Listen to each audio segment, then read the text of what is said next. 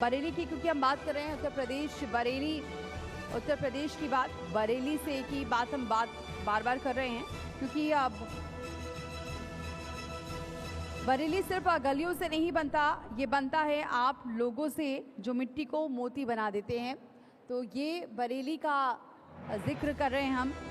और अब धीरे धीरे जो तस्वीरें यहाँ पर बदल रही हैं, किसकी वजह से बदल रही है, ये भी हमने जिक्र किया। जो नई तस्वीर की बात कर रहे हैं, नए प्रोजेक्ट्स की बात कर रहे हैं, उसका भी जिक्र किया। सड़क रेल संपर्क हो रहा है, डिजिटल इंडिया प्रोजेक्ट्स के तहत भी आगे बढ़ रहे हैं।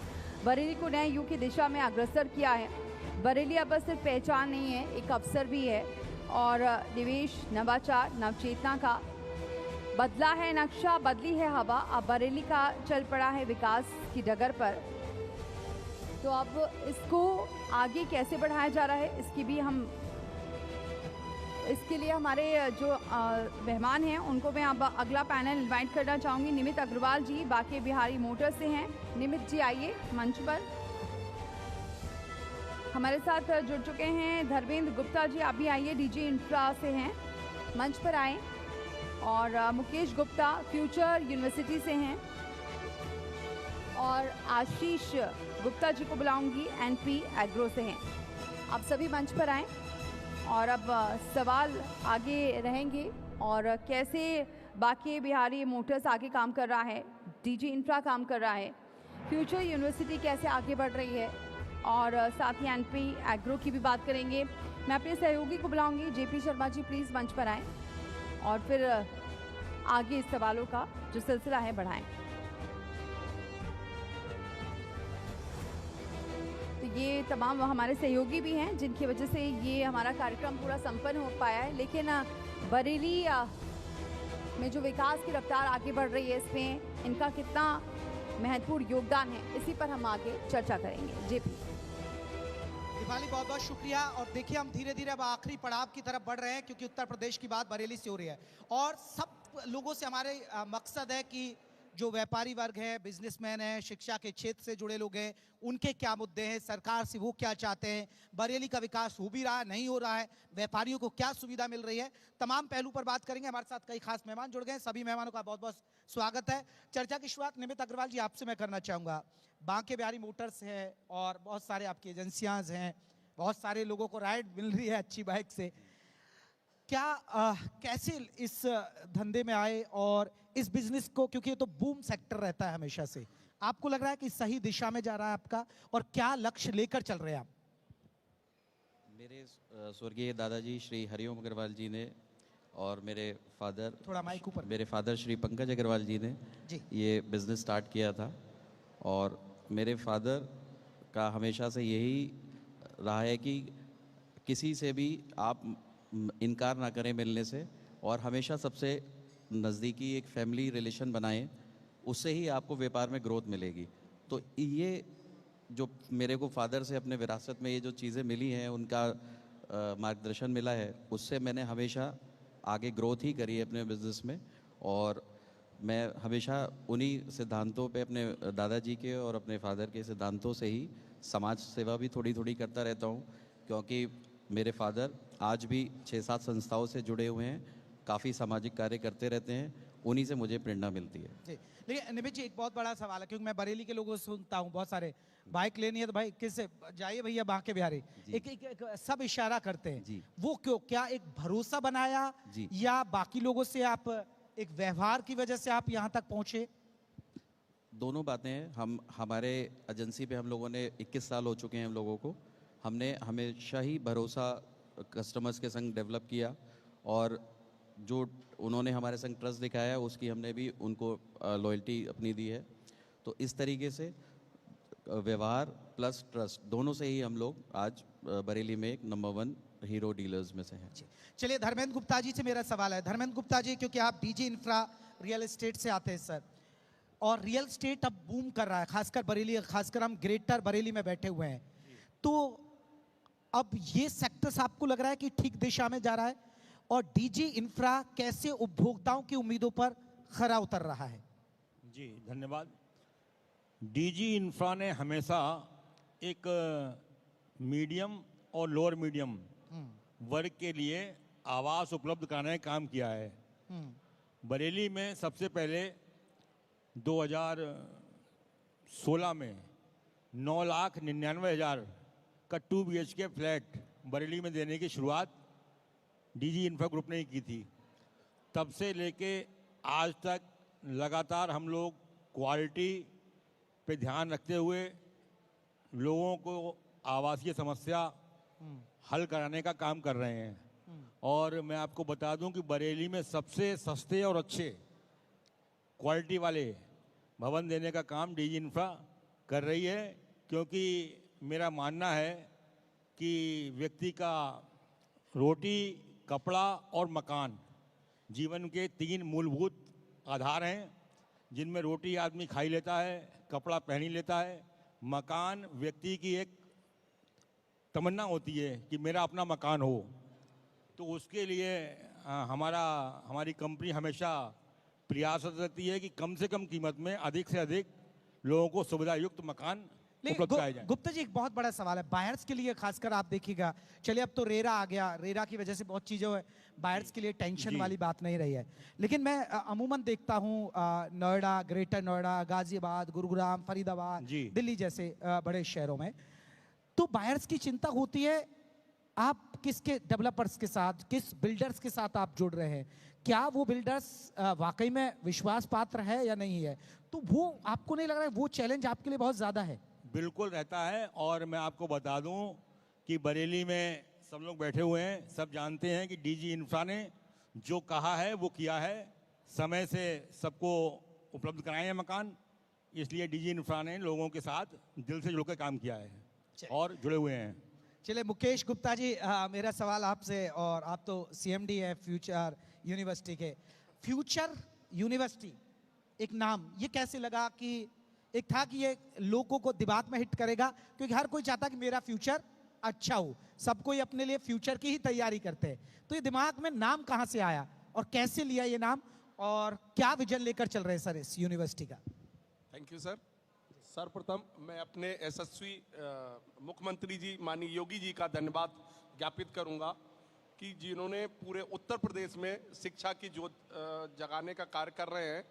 और उन्होंने मुझको विश्वविद्यालय अभी 10 महीने पहले प्रदान किया, और विश्वविद्यालय बनने के बाद मात्र 3 महीने के अंदर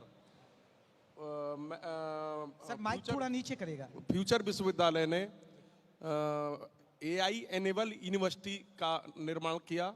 AI पर ध्यान दे रहे, बहुत अच्छी बात है। हमारे सभी कोर्स इंडिया की पहली AI एनेबल यूनिवर्सिटी बनाई है हमने, जिसमें हमारे सभी कोर्स AI इनबिल्ट हैं।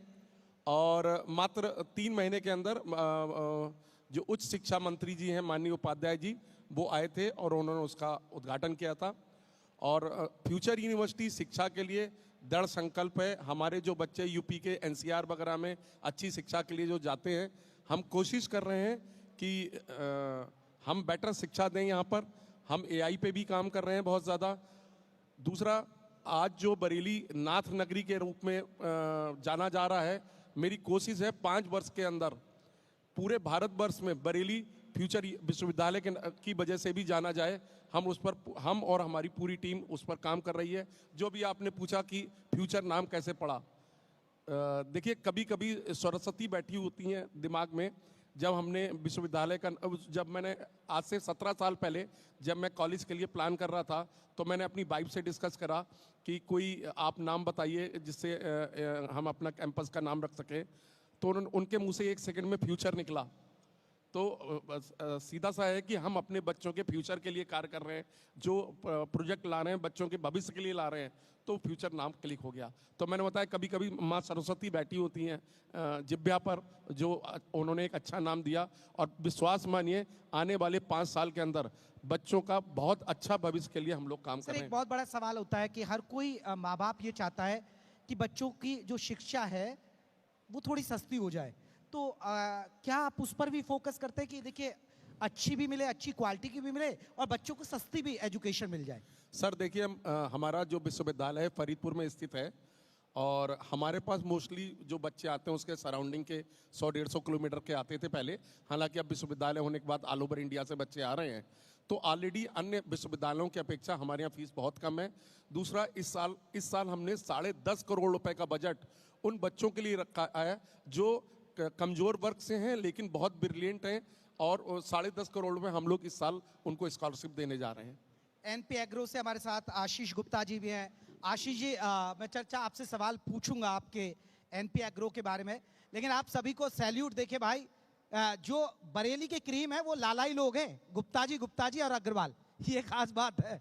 ये बहुत सैल्यूट सर। देखिए लाला लोग चला रहे बरेली को, ये बहुत अच्छी बात है। आप अच्छे सफल लोग हैं, वो सब हमारे वैश्य समाज से है। बहुत अच्छी बात, बहुत अच्छा लग रहा है मुझे, क्योंकि तीन गुप्ता और एक अग्रवाल। चलिए गुप्ता जी, मेरा सवाल आशीष गुप्ता जी, एनपी एग्रो के बारे में जरा बताइए।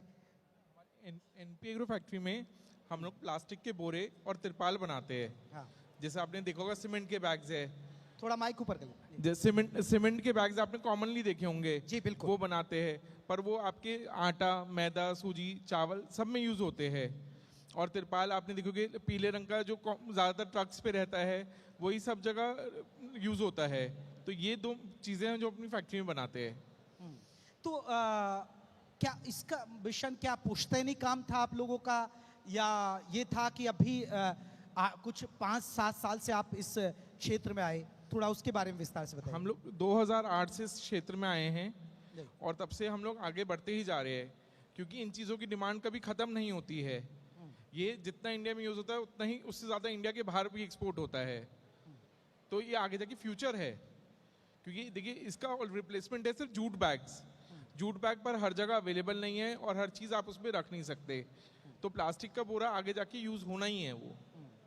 क्योंकि आप लोग व्यापारी, और मैं सबसे एक एक करके सवाल पूछूंगा। आपसे भी मेरा सवाल है, क्योंकि कानून व्यवस्था पहले बहुत बड़ा इशू था, लेकिन जब से योगी सरकार आई और कानून व्यवस्था बेहतर हुई, व्यापारी अपने आप को सुरक्षित महसूस करता है।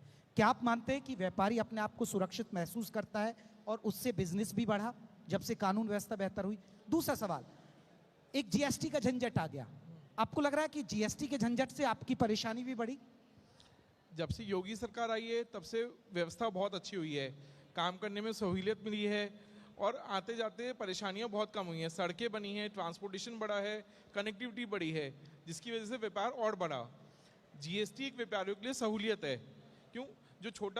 जो बेईमान आदमी थे वो जीएसटी के आने के बाद से बंद हो गई उनकी दुकानें, तो और जो ईमानदार थे उनका काम अपने आप ही बढ़ गया।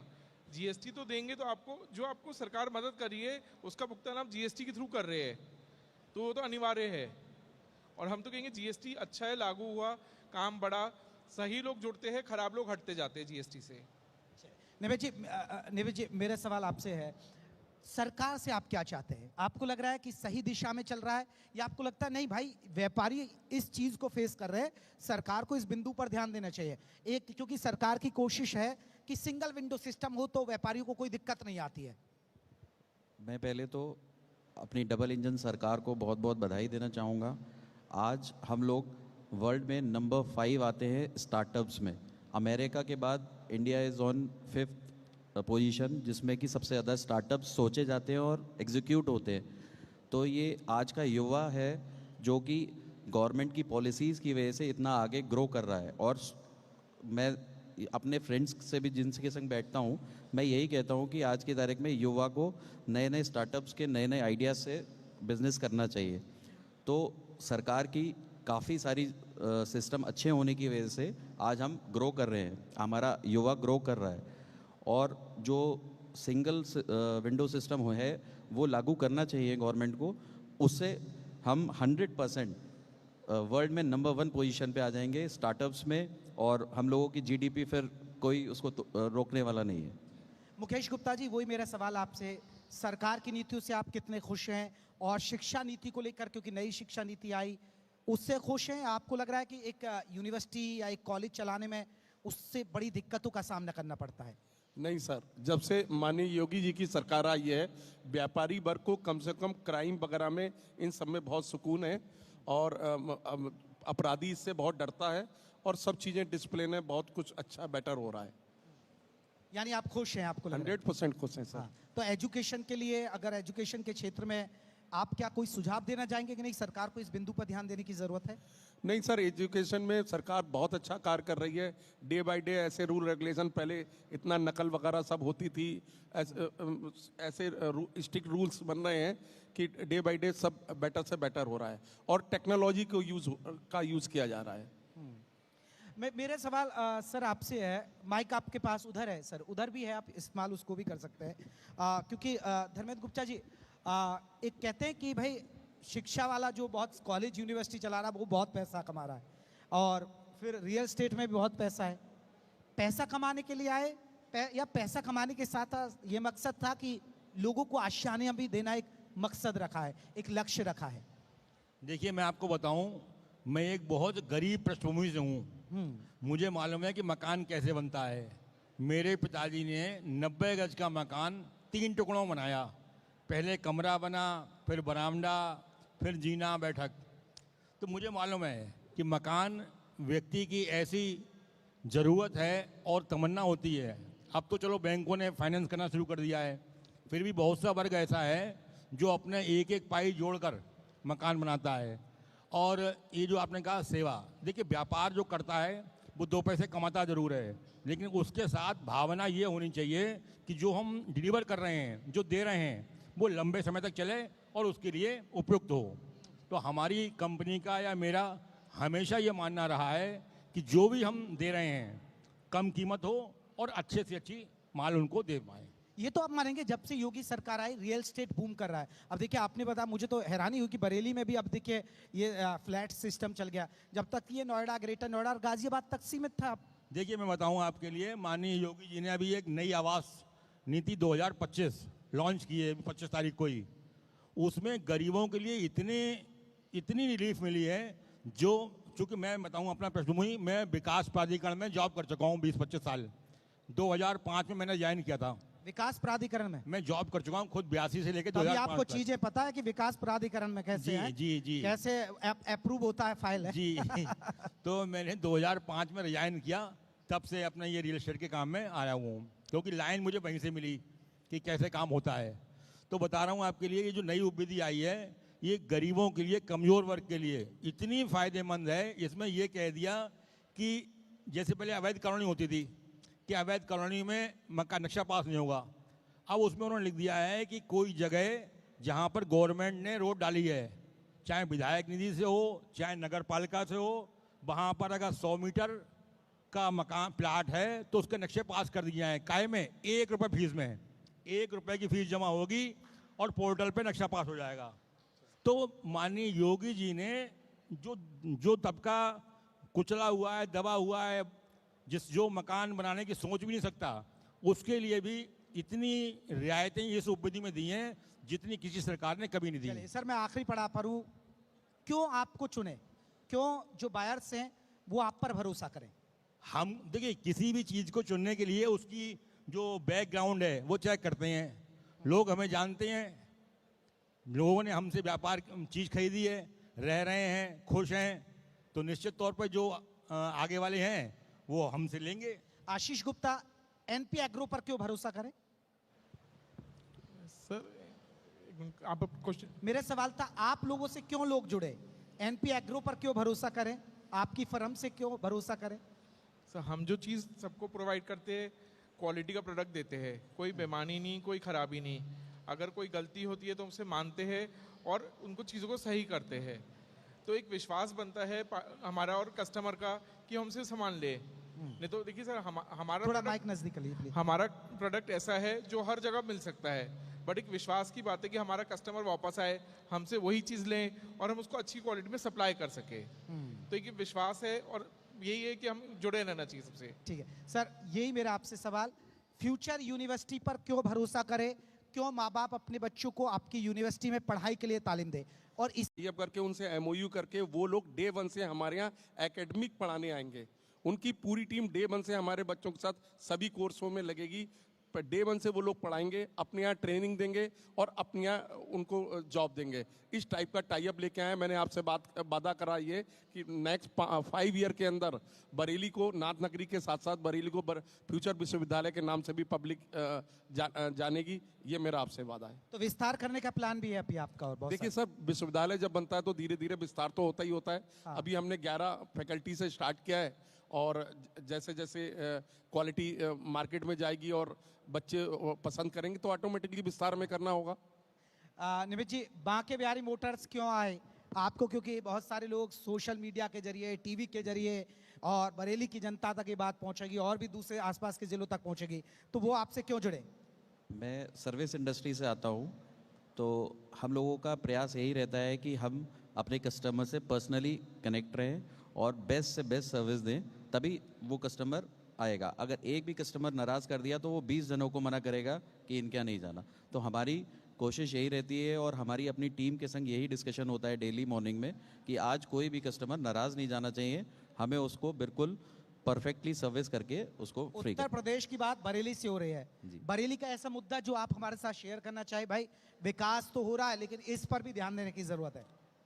बरेली में जैसा आपने अभी स्किल डेवलपमेंट के लिए कहा, मुकेश अंकल हैं, काफ़ी लोग, सब लोग कॉलेज वाले सब लोग मेहनत करते हैं, तो सरकार की तरफ से भी कुछ इस तरीके का प्रयास होना चाहिए कि स्किल डेवलपमेंट पे और ज़्यादा काम हो। जो बच्चे पढ़ के निकल रहे हैं उनको प्रैक्टिकल नॉलेज मिले, उनको जॉब मिलने में आसानी मिले। ये मेरा गवर्नमेंट से भी रहेगा कि इस तरीके के सेंटर्स बने जिससे कि बच्चे और कौशल अपना निकाल पाएँ। चलिए सर, आप सभी का बहुत बहुत शुक्रिया। और जब देखिए खास बात यह है क्योंकि आप जिस भी पेशे से हैं उसमें भरोसा बहुत ज़रूरी है, विश्वास बहुत ज़रूरी है। अगर विश्वास जीतते हैं तो लोग भी आपसे जुड़ते हैं और इस विश्वास पर आप खरा उतरे। बहुत बहुत शुक्रिया sir, thank you so much, आप सभी आए। बहुत बहुत शुक्रिया आप लोगों का इतना कीमती वक्त दिया। और अब हमारा जो कार्यक्रम है वो समापन की ओर है, लेकिन उससे पहले मैं एडिटर रमेश चंदा जी को मैं आमंत्रित करना चाहूँगी मंच पर, और हमारे सहयोगी अजय को भी मैं मंच पर बुलाना चाहूँगी। धन्यवाद भी करें क्योंकि ये जो पूरा कार्यक्रम है ये संपन्न हो पाया है अजय कश्यप जी की वजह से भी, क्योंकि लगातार वो हमको अब तक खबरें देते रहे हैं, लेकिन इस मंच पर जो संवाद का जो सिलसिला शुरू हुआ वो उनकी वजह से हुआ। और आप सभी का बहुत बहुत शुक्रिया जो हमारे इस कार्यक्रम में शामिल हुए और अपना समय दिया। और बरेली विकास कॉन्क्लेव अब संपन्न हो रहा है, लेकिन असली कार्य तो अब शुरू हो रहा है।